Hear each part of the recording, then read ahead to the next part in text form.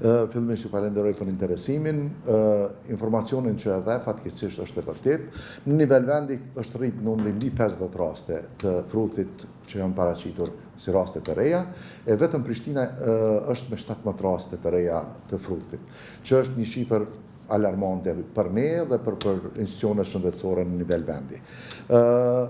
Fatkeqësisht ky trend i paraqitjes së frutit në vendin tonë ishte që nga viti i kaluar, kur ishin rastet e para që u izoluan në Ferizaj, pastaj edhe në qytete tjera, ndërsa pas atyre paraqitjeve, prononcimet tona ishin të rritura, jo vetëm tona, si QKMP e Prishtinës, po edhe në nivel vendi, Instituti Kombëtar i Shëndetit Publik, Ministria e Shëndetësisë, qendra tjera administrative familjare, duke bërë thirrje që të bëhet vaksinimi i fëmijëve. Fatkeqësisht, vitin e kaluar, numri i vaksinimit, përqindja e vaksinimit të fëmijëve në nivel vendi në fakt nivel vendi ka qenë 82%, ndërsa në Prishtina ka pas nivelin akoma më të ulët, 71%. Kjo vetë tregon faktin, në momentin kur bie numri i vaksinave ose vaksinimit të fëmijëve, në mënyrë automatike rastet paraqiten në vitin e ardhshëm. Si vjet, ashtu si thash, fatkeqësisht ki kemi 17 raste, po e mira e kësaj në këtë proces është se në 6 mujorin e parë, vetëm janar qershor të këtij viti, në Prishtinë i kemi afër 2000 të vaksinuar, që është dikon mbi 56% shkalla e vaksinimit, që nëse e vazhdon me këtë trend, do të thotë se mund të arrijmë edhe 100%. Ndërsa si krahasim, komparacion me atë të vitit kaluar, nga 56 sa i kemë si vjet, vitin e kaluar në 6 mujorin e parë ka qenë shkalla e vaksinimit 47%, që do bën 9% është rrit vaksinimi vetëm në nivelin e 6 mujorit të parë.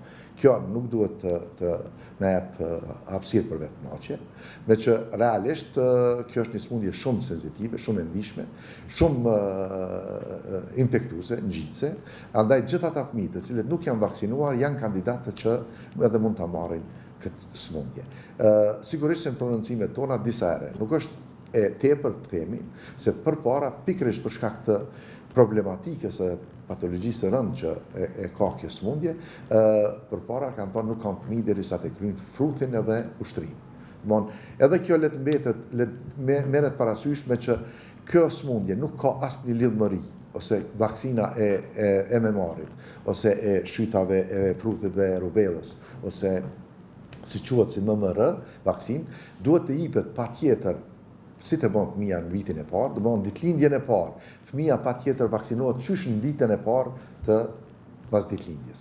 Ndërsa ky gap ose kjo hapësirë mund të jetë 15 muaj, 1 vjet, mund të jetë edhe më vonë, po fatkeqësisht disa prononcime të disa mjekëve, nuk po përmendni tash emra ose persona, po kemi ndëgjuar se thonë lëni fëmin me fol, mos i japni gjatë fazës kur fëmia zhvillohet.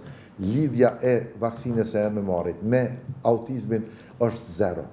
Nuk ka asnjë lidhje. Kjo është edhe evidence-based medicine, domethënë e bazuar në shkencë dhe në fakte.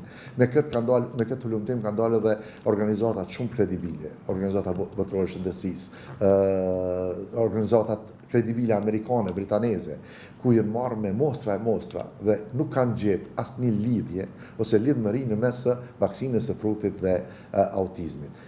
E dini se ky proces ose kjo dukuri ka ndodhur para 30 vjetë në Britaninë e Madhe, ku ai mjek ju e dini se është pezullull dhe nuk e ushtron më profesionin e mjekut, së bashku me ekipin e vet, të cilët e kanë bërë atë hulumtim, në thojza, i cili në fakt ka qenë i sponsorizuar për qëllime të caktuara, edhe ka dalë që është fake.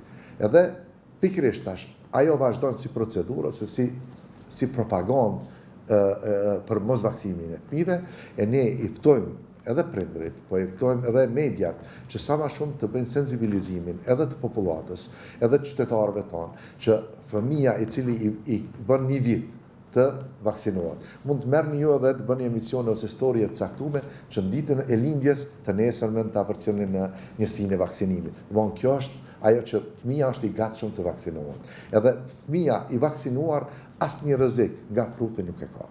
Ndërsa i pavaksinuari, e thash edhe më herët, rreziqet ekzistojnë dhe do të ekzistojnë në vazhdimsi. Ku është pjesa më e ndihshme dhe më e dhimbshme e krejt kësaj, vaksinimi në Republikën e Kosovës shoh para luftës ose mas luftës ka qenë storia më e suksesshme e sistemit shëndetësor. Fatkeqësisht, duke marrë me këto propaganda, realisht ka ra kjo përqindje, po përqindja nuk ka ra të vaksina tjera. Ne kemi vaksinimet ose përqindjet e vaksinimeve mbi 80-90%, ndërsa fatkeqësisht vetëm për frutin vitin e kaluar Prishtina ka qenë me 71%, që është pjesë që duhet patjetër prapë edhe të sensibilizojmë edhe opinionin, për të dalim edhe të prononcohemi me qëllim që kjo përqindje të rritet në pjesën që ne e presim, të kalojë 90%.